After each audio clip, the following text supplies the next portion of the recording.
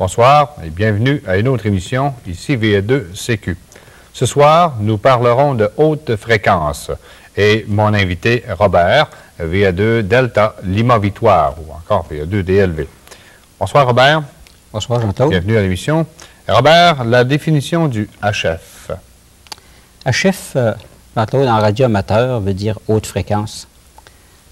Alors, c'est des portions de bande dans le spectre qui sont données aux radioamateurs pour faire des communications. Et ces fréquences-là peuvent se situer entre 1,8 et 30 mégacycles. Maintenant, Robert, ça prend un équipement bien spécial, ça prend une machine extraordinaire pour pouvoir réaliser des contacts, si on en parlait quelque peu. Oui, ça prend un appareil, un équipement spécial, un radio qui est capable d'opérer sur ces fréquences, sur ces bandes. Et chose aussi importante, c'est l'antenne. À partir d'un bout de fil, aller jusqu'à l'antenne la plus sophistiquée en aluminium, par exemple. Maintenant, l'appareil que nous voyons présentement en détail avec le vernier qui nous permet d'aller sur différentes fréquences, tu la connais bien, ce genre d'appareil, Robert? Oui, Jean-Claude, l'appareil qu'on voit présentement à l'écran, ce qu'on appelle, nous autres, un transceiver, un appareil assez sophistiqué, parce qu'on relève un petit peu en arrière du temps, disons que la radio amateur a commencé, qu'il y avait deux appareils, c'est-à-dire un récepteur et un transmetteur. Aujourd'hui, avec tout condensé, on a un appareil pour faire tout le travail. Et puis, ça nous permet également d'aller sur plusieurs bandes de fréquences. On peut travailler sur le 20, le 15, le 10, le 40 mètres. Si on en parlait un petit peu de cette fréquence-là, Robert. Effectivement, en radio amateur, tantôt, on a mentionné que l'opération se faisait entre 1,8 et 30 mégacycles. Alors, qu'on appelle, nous autres, communément, le 10, 15, 20, 40 et 80 mètres. Alors, dépendant, disons, du point où l'on se place, ou la distance qu'on veut couvrir, alors on peut employer une bande, par exemple, de 80 mètres pour des courtes distances, par exemple, et aller aux 20 mètres ou 10 mètres pour faire certains contacts très éloignés. Mm-hmm. Maintenant, il y a différents modes qui sont utilisés. Quels sont ces modes, Robert? Ben, on opère, disons, sur différents modes. Par exemple, en phonie, et avec un micro, et aussi en télégraphie, qui se fait avec une clé droite ou une clé électronique. Mm-hmm. Et il y a aussi différents modes, aujourd'hui, aussi sophistiqués un que l'autre, par exemple, avec les ordinateurs. Il y a aussi la télévision amateur, il y a différents termes que nous aurons le plaisir d'aborder au cours de d'autres émissions. Maintenant, moi, je suis radio-amateur, ça m'intéresse. Je me dis, je ne parle que le français. J'écoute régulièrement sur des radios et j'entends beaucoup de langues différentes. Comme radio-amateur, Robert, ça t'a sûrement arrivé.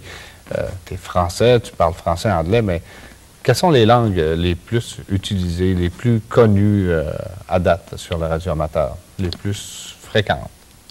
Ben, disons qu'en général, la langue, on peut dire primordiale, c'est l'anglais. Un peu d'espagnol et aussi la langue française, un peu moins. Par contre, il faut ajouter qu'il y a environ une quarantaine de pays francophones dans le monde entier et ajoutant aussi les gens disons, de langue française qui voyagent dans différents pays, par exemple, sur différents continents. Alors, à ce moment-là, qu'on peut contacter. Ça veut dire qu'on n'a aucune peur d'être seul sur la radio amateur. Il y en a à toutes les heures du jour. C'est 365 jours par année. Alors, il n'y a pas de problème là-dessus. Maintenant, on parle de contact, parce qu'avec l'appareil que nous avons vu tantôt, on peut faire des contacts extraordinaires. Si tu nous en parlais quelque peu. Oui, Jean-Claude, disons, comme contact, c'est bien diversifié. En fait, on peut contacter, par exemple, d'une base à l'autre, et aussi, par exemple, d'une base à aller un mobile et une automobile, et aussi, par exemple, le bateau, le voilier qu'on peut contacter, et aussi les gens qui sont portables, par exemple, on parle d'expédition, des gens qui sont installés pour quelque temps, par exemple. Alors, ces gens-là, on peut les contacter. Alors, on n'est pas seul radio-amateur au Québec, Robert. Il y en a une multitude. Il y a des clubs qui existent dans pratiquement toutes les villes. Ce qui veut dire qu'avec une station de radio-amateur ici à Québec et une autre station à Bécomo, les appels longue distance ou téléphoniques sont quelque peu réduits. C'est un avantage. C'est ça, Jean-Claude. C'est toujours prêt pour un radioamateur, autrement dit. Et il faut ajouter aussi qu'on a les réseaux quotidiens sur différentes bandes provinciales et même d'un pays à l'autre qu'on a aussi, qui sont très intéressants, qu'on peut rejoindre, par exemple, des amis ou quelqu'un à qui on veut parler tout simplement. Donc, ça veut dire que le réseau, c'est spécifique à certaines heures de la journée où tout le monde est libre. Disons que, pour exemple, seulement pour nos amis qui sont devant nous, si on se réunit 37-80 sur une fréquence, et puis c'est à 7h moins quart, il peut y avoir 200, 300 radio-amateurs qui sont aux écoutes au niveau de la province. Alors, si c'est un message à passer de Québec au Lac-Saint-Jean, exemple, tu n'as absolument aucun problème. Tu fais ton message instantanément, c'est ça? C'est exactement ça, Jean-Claude. On a un réseau tous les soirs, 365 jours par année, sur cette bande, par exemple. On va parler de ce réseau-là, qui est très intéressant pour ça, pour rejoindre un ami ou une autre station, comme mentionné auparavant. Et aussi, il y a d'autres réseaux qui existent dans l'après-midi, par exemple, d'un pays à l'autre, régulièrement, tous les jours aussi. OK. Alors, si tu le permets, nous allons passer avec un petit enregistrement que l'équipe technique a réalisé et les téléspectateurs vont pouvoir voir et palper d'une façon qu'est-ce que c'est exactement la radio amateur. On écoute. Répète, Victor Echo 2, Delta Lima Victoire. Delta Lima Victoire. OK, Victor Echo 2, Delta Lima Victoire. Delta Lima Victor, Tango Uniforme 2, production du Delta Maritime Mobile à 31 pieds. Mesdames et messieurs, merci de m'avoir appelé. Propagation à travers cette rencontre entre la Guyane française et le Québec ce soir. Il y a un petit peu de Guyane Norvège ici en détail, il y a des orages. Je vais bien tendre l'oreille et entendre doucement. Ça devrait passer sans problème. Le prénom ici est Frédéric, comme un Foxtrot Romeo Echo Delta Echo Romeo India Charlie. Frédéric le prénom. Le QTH actuel Kourou, comme un Kilo Oscar Uniforme Romeo Oscar Uniforme Kourou. Actuellement en voyage sur la place du même nom. Micro de retour VE2, Delta Lima Victor, ici Tango Uniforme 2, Foxtrot Delta Maritime Mobile en Foxtrot Yankee. OK, très bien, Frédéric. Très bien, alors c'est 100%. Vous arrivez bien à Québec. Alors, pour un signal de 5-7, 5-7 à Québec, Frédéric. Alors, prenons ici l'opérateur et Robert. J'appelle en phonétique Roméo, Oscar, Bravo, Echo, Roméo, Tango, Robert. Et le QTH Québec, Frédéric. Alors, je retourne le micro, Frédéric, si vous me recevez bien, de votre côté, de Fox Yankee. Tango, uniforme 2, Foxtrot, Delta, maritime mobile en Fox Yankee. Ici Victor Echo 2, Delta Lima Victoire, qui passe à votre écoute. OK, Robert, avec les 100% VE2, Delta Lima Victor, Tango uniforme 2, Foxtrot Delta maritime mobile en Foxtrot Yankee. 100% Robert, c'est bien passé 4, W5 100%, F4. Il n'y a pas de QRM pendant la transmission, elle n'est pas perdue. Une fois là, pour voilà, les conditions de trafic ici sont modestes. Le transfert est à la place 210. Transfert 210, alimenté par une batterie de bateau. L'antenne est à un dipôle, on vient d'inverser à quelques mètres au-dessus du pont. Et la puissance output est de 60 watts actuellement. Voilà, pleine puissance maximale. Que je puisse sortir alimenter sa batterie. Hein. Voilà, Robert, WX sur le cas très très beau. Il y a du soleil, température 33, 34 degrés. Mais depuis hier, avec quelques orages. Alors voilà, c'est une belle expérience qu'on vient de vivre, Robert. Tu pourrais peut-être nous parler, on a utilisé différents termes, exemple QRM, on a parlé de QTH, alors ce sont des langages bien précis et bien clairs pour un radioamateur. Juste pour nous spécifier que ces deux-là, QRM et QTH, Robert. Ton QTH? Oui, OK. Alors, en radioamateur, on emploie certains codes comme ça, comme le code Q, qui s'emploie aussi en code en CW. Alors, comme on a entendu la station qui avait du QRM, alors il voulait mentionner qu'il y avait du bruit un petit peu sur la fréquence. Et tant qu'il a parlé de QRT, c'est encore un code qui indiquait l'endroit où on est. Alors, il y a différents codes comme ça qui s'utilisent en radioamateur pour exempter, par exemple, ou d'allonger une grande phrase. Exactement. Alors, c'est quelque chose qu'on a vécu ensemble, un beau contact. On a pu suivre d'ailleurs sur la carte la distance que tu avais parcourue. J'espère que tu as fait un beau voyage. Oui, et ça arrive assez souvent, comme ça qu'on peut voyager d'un pays ou d'un continent à l'autre. C'est très intéressant. C'est même fascinant. Le monde de radioamateur, c'est un monde extraordinaire. Il existe une petite Bible, Robert, qui s'appelle le Call Book, parce que c'est quand même américanisé à 100%. Et c'est un bottin dans lequel on retrouve toute la nomenclature des différents radioamateurs, que ce soit du Québec, de la Hongrie, de l'URSS. Si on en parlait un petit peu. C'est exactement ça. Ce bottin comprend toute la liste des amateurs dans le monde, comme un bottin téléphonique, par exemple, qu'on veut chercher un numéro de téléphone. À ce moment-là, on prend notre bottin qui est fait de chaque année, le nouveau chaque année, et qui nous indique l'adresse où on veut, par exemple, faire parvenir la carte qu'on va parler dans quelques instants. On a également, après ce beau call book, on a une plaque minéralogique qui va sur véhicule automobile. On ne retrouve pas ça partout. On voit ça quelquefois. Et si on en parlait du VE2 DLV, c'est quand même ton indicatif de radioamateur. Et puis, ça te permet d'avoir cette plaque sur ton véhicule automobile. C'est ça. Alors, premièrement, la plaque que tu as dans les mains présentement, c'est une plaque qu'on a sur nos véhicules, nous autres, les VE2. Premièrement, c'est un droit acquis depuis un nombre d'années pour service rendu. Et le bureau des véhicules automobiles.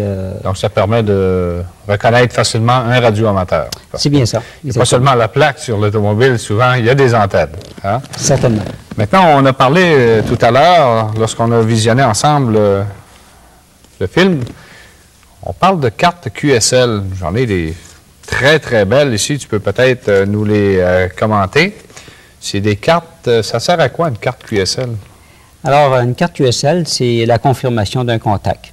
Alors, un amateur qui fait du HF, habituellement, aime bien se confirmer le contact, disons, qu'il vient de faire, soit une île, soit un pays lointain.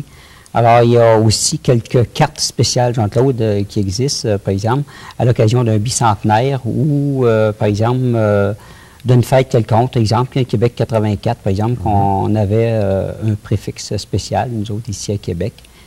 Bien, cette carte-là que vous voyez présentement, c'est les cartes que j'ai collectionnés, en fait, depuis quelques années, de pays différents, des confirmations.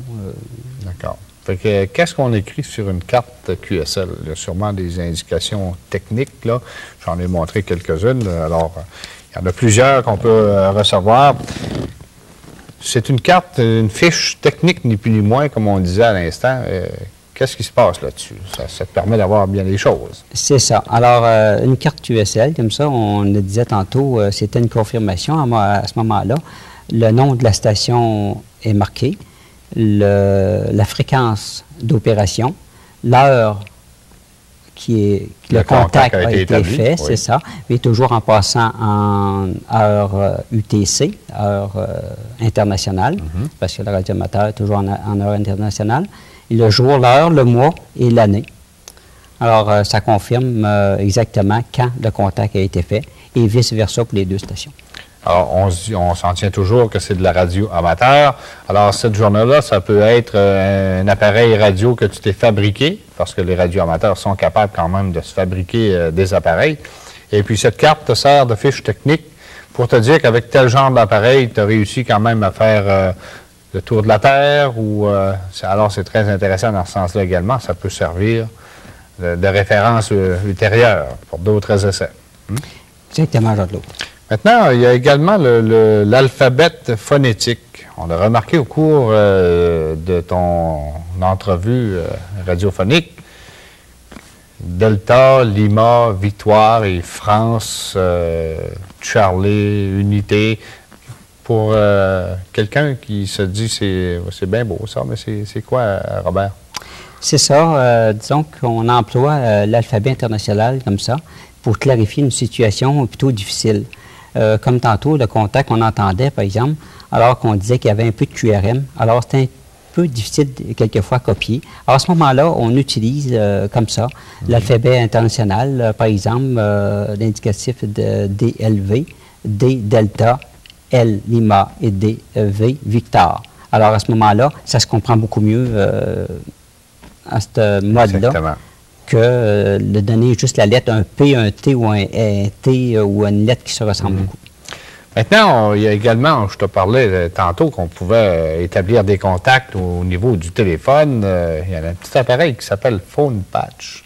Si tu nous en parlais quelque peu pour les raccordements téléphoniques. OK. Oui, un Phone Patch, c'est un appareil qui se place entre le radio, le transceiver, et l'appareil téléphonique de la maison, qui sert à mettre en communication deux personnes, par exemple, éloignées. Exemple, un brise-glace, par exemple, dans le Nord. Alors que le gars veut parler soit à son épouse, un ami ici à Québec.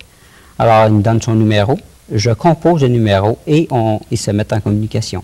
Ça veut dire qu'à ce moment-là, il n'y a pas de frais d'interurbain, c'est un service rendu par la communauté radio-amateur, c'est ça? C'est un service gratuit, justement, de la communauté radio-amateur, comme tu dis bien. Maintenant, on parlait également de différents services. Les différents radio-amateurs sont demandés régulièrement pour passer des communications. Il y a des X-expéditions qui se produisent également. Si on en parlait un petit peu pour essayer de toucher, c'est quelque chose de spécial, une expédition en radio-amateur. Tu as sûrement eu l'occasion de vivre une expédition de ce genre-là, en plus des beaux voyages que tu as réalisés. Si tu nous en parles un peu, Robert. C'est ça, on a l'occasion de temps à autre de rencontrer comme ça ce qu'on appelle des X-expéditions. Alors, c'est des gens, des amateurs qui, à un moment donné, vont passer une semaine ou 2 semaines sur une île qui n'est pas habitée, par exemple. Et à ce moment-là, ils font une communication radio qu'on appelle portable. C'est pour tenter des expériences, tenter de rejoindre le plus de radio-amateurs, le plus de régions. Et puis, tout ça, ça mène à l'obtention de certains certificats. Oui. Ce qui nous amène à parler de diplômes. Comme dans les écoles, il y a des diplômes pour les devoirs bien faits. En radio-amateur, même si c'est un passe-temps, on est récompensé quand même. Et si tu nous en parles de ce beau diplôme. Oui, il y a beaucoup de diplômes qui existent en radio-amateur pour quelqu'un qui est vraiment amateur de diplôme. Alors, exemple, quelqu'un qui va contacter 100 pays et ils sont confirmés. Par exemple, il y a un diplôme qui existe pour ça. Et aussi certains diplômes, par exemple, de bicentenaire, par exemple, de la France dernièrement, là, qui avaient un diplôme qui ont sorti pour ça, pour les stations qui contactaient tant de départements. Le diplôme qu'on voit présentement, c'est à contacter combien de pays, ça, Robert? Ça, c'est un diplôme de l'an passé qui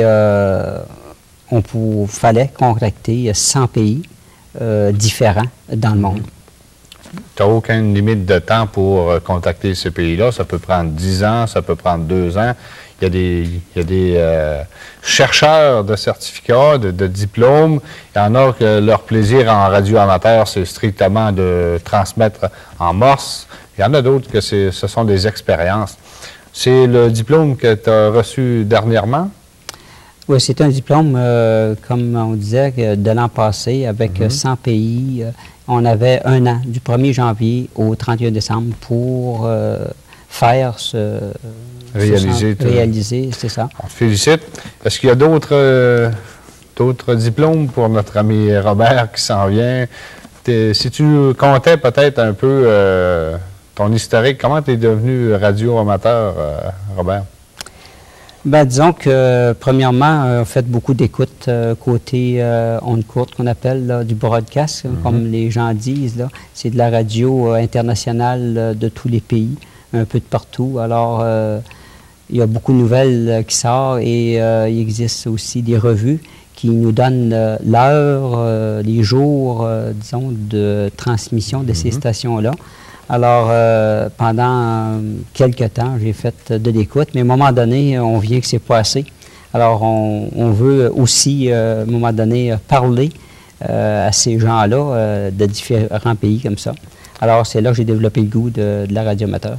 Maintenant, on sait que la radio amateur, ça se divise, l'obtention de la licence est quand même, jusqu'à maintenant, parce que c'est en restructuration, on en parlera plus tard, c'est en 2 facettes bien différentes. La première licence nous permet seulement de faire du morse pendant 1 an.